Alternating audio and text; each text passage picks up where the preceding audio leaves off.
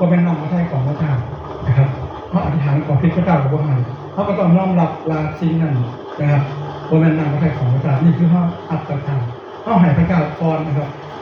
นี่คือคำว่าสุดจิตสุดใจสุดกำลังแม้จะความคิดของเฮา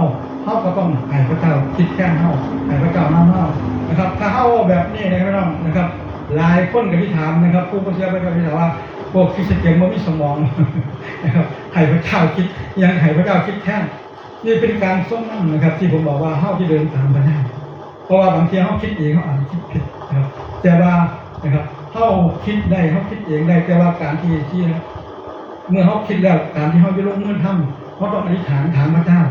นี่คือการที่ว่าให้พระเจ้าคิดแค่